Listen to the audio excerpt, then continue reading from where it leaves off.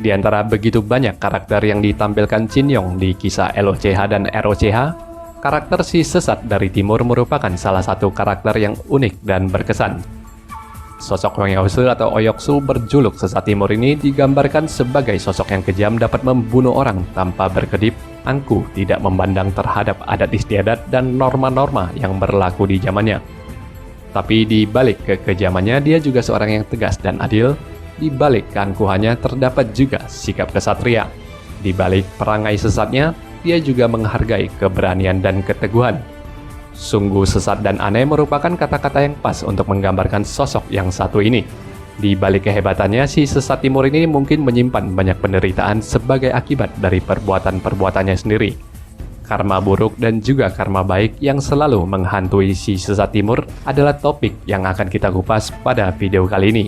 Namun sebelum kita melanjutkan, saya ingin mengingatkan agar teman-teman untuk subscribe channel ini buat yang belum, like, komen, atau share video ini bila teman-teman suka. Semoga karma baik dari teman-teman yang telah subscribe, like, komen, ataupun share video ini mendapatkan balasan yang setimpal. Mari kita lanjut ke dalam pembahasannya. Kekejaman Hwang Yaose memang sudah sangat terkenal. Dengan kejam, dia mencelakai murid-muridnya dan mengusir mereka dari Pulau Persik. Tetapi para murid tersebut tidak ada satupun yang membenci sang guru, termasuk juga si murid khianat Mei Chaofeng.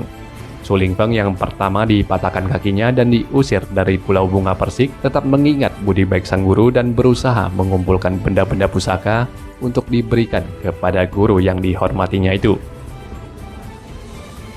Lu Chengfeng, murid keempatnya, mendirikan perkampungan di Danau Tai dan membuat perkampungan itu mirip dengan kediaman di Pulau Persik untuk mengingat masa-masa di mana dia berguru dengan Hwang Yaose. Dia pun selalu mengingat aturan perguruan dan tidak pernah mengajarkan ilmu perguruannya bahkan ke anaknya sendiri, Lu Kuaning. Feng Mofeng, murid keenamnya, mati-matian membela nama gurunya dari ejekan Nimo Chou sebelum mengorbankan dirinya untuk menolong Wo Qing dan Yang Ko.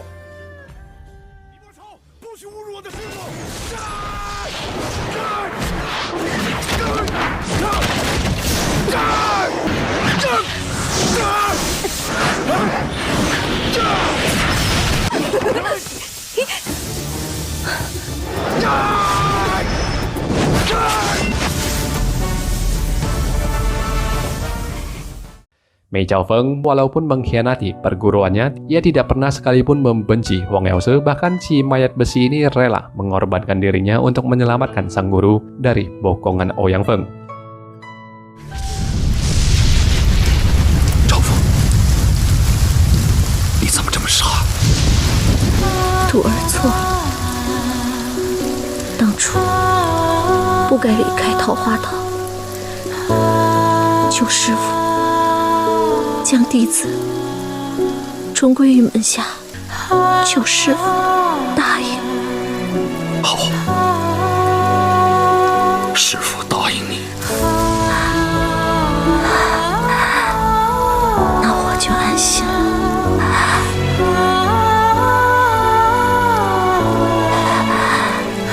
师父。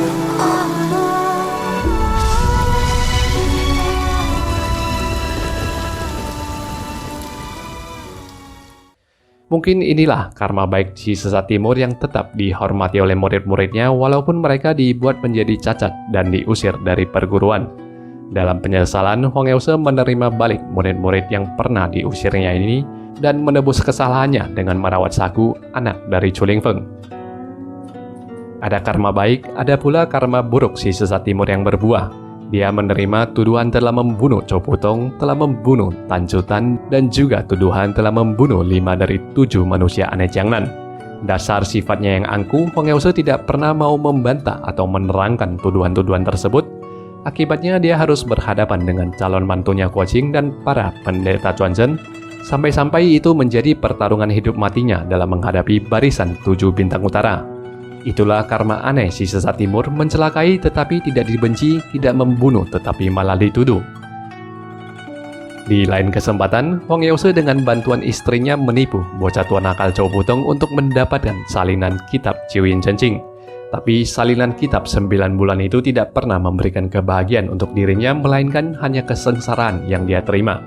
dua muridnya termasuk salah satu yang paling dia cintai mencuri salinan kitab tersebut, Huang Yaose murka mencelakai murid-murid lainnya yang tidak bersalah.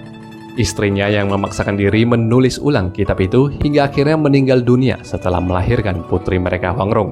Karena kitab ini pun Huang Yaose mengurung Chow Putong di Pulau Persik, dan inilah bukti kemalangan-kemalangan yang mungkin merupakan karma buruknya.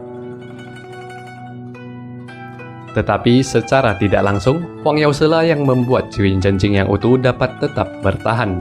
Dan kitab ini pun memberikan kebaikan untuk banyak orang mulai dari Chow Putong, Guo Qing, Hong Qigong hingga ke Biksu Iten.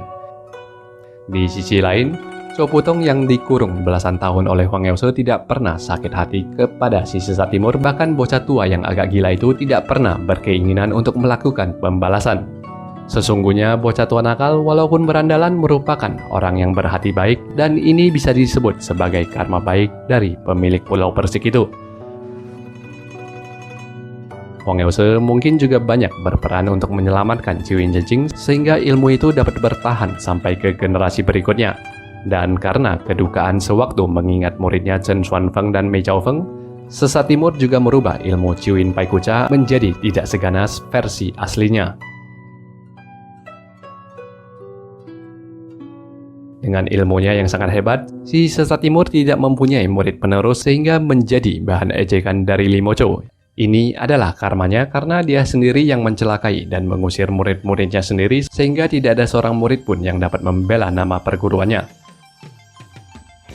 Tetapi di balik karma buruk itu dia juga menerima karma baik di mana dia mendapat penghiburan dari murid tidak resminya Yang Guo yang akhirnya dapat membela nama besar dari sesat timur.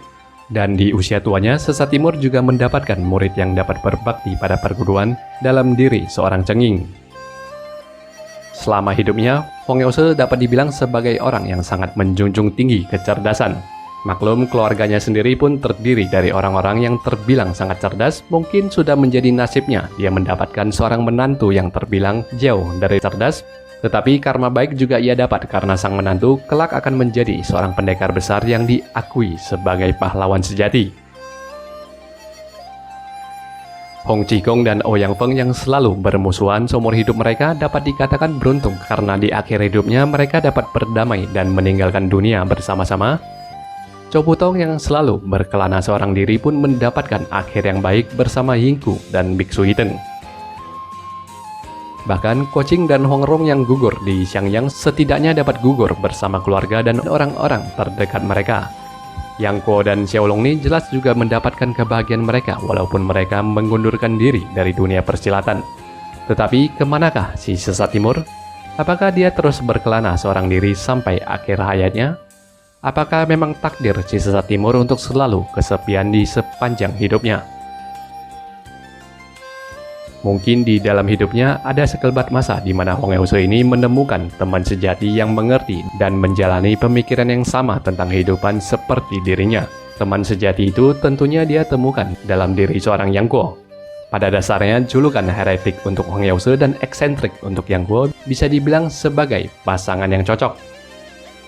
Lewat dari sekelebat masa itu, sesat timur tetaplah seorang sesat timur yang meneruskan takdirnya untuk berjalan seorang diri.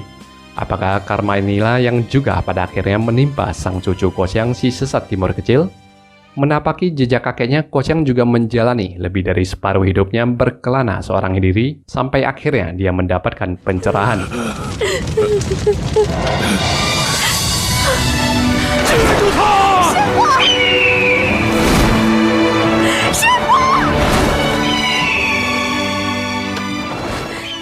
Akhir kata, Huang Yaose bukanlah yang terhebat dari The Five Grades. Huang Yaose juga bukanlah karakter yang selalu menempuh jalan lurus seperti Guo Qing. Tapi tentunya si sesat dari timur ini adalah salah satu karakter yang paling mengesankan dalam rangkaian kisah Pendekar Pemanah Raja Wali dan kembalinya Pendekar Raja Wali. Sekian dulu pembahasan pada video kali ini teman-teman.